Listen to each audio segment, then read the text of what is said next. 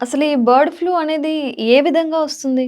ఇప్పుడు bird flu అనేది ఇది వచ్చి నెల రోజులు అవుతుంది. నెలకు హ్మ్. పైనే ఉంది. నేను నెల రోజుల కింద కూడా నేను మాట్లాడాను దీనికోసం. ఇవన్నీ కూడా వచ్చినాయి. ఒక కంట్రీ నుంచి ఇంకో కంట్రీ ఎలా వస్తుంది?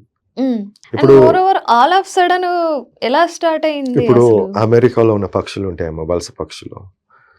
కొన్ని పక్షులు మొత్తం తిరుగుతూనే ఉంటాయి. అవునవును. వలస పక్షులు అంటాం మనం. హ్మ్.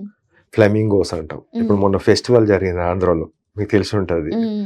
దానికి కూడా ఒక హైప్ క్రియేట్ చేసేసి ఫెస్టివల్ అంటే నేను ఒకటి పెట్టాను, బర్డ్ ఫ్లూ వస్తదని. హ్మ్. సో, అదేవిధంగా ఆ ఫ్లెమింగోస్ వచ్చినప్పుడు దాని రెట్టలు గానీ, లేకుంటే అది పడిపోయి చనిపోయినప్పుడే గానీ, లేకుంటే అది దగ్గరలో ఉన్న చిన్న చిన్న బర్డ్స్‌కి ఏదన్నా ఇన్ఫెక్ట్ అయినా కానీ, ఆ బర్డ్ ఇంకో బర్డ్‌కి ఇన్ఫెక్ట్ కావడం, అలా పాక్కుంటూ ఈ పౌల్ట్రీ ఫార్మ్స్‌ని ఒకేసారి హ్మ్. వేల సంఖ్యలో, ఒకటేసారి. లక్షల సంఖ్యలో చనిపోవడం జరుగుతుంది. హ్మ్. అంటే ఇక్కడేందంటే ఇప్పుడు కంటామినేటెడ్ వాటర్.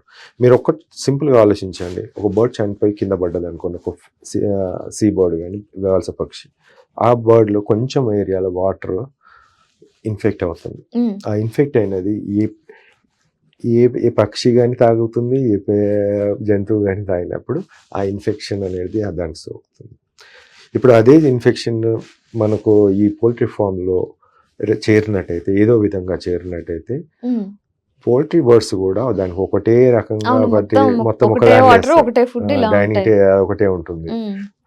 వాటర్ ఒక్కదానికి వచ్చినా మిగతాన్నిటికొస్తుంది. హ్మ్. సో, ఇలా పాకేది. ఇంకొకటి ఎయిర్ బోర్న్ అనేది చాలా తక్కువ, కానీ ఎయిర్ బోర్న్ అనేది కూడా ఉంది.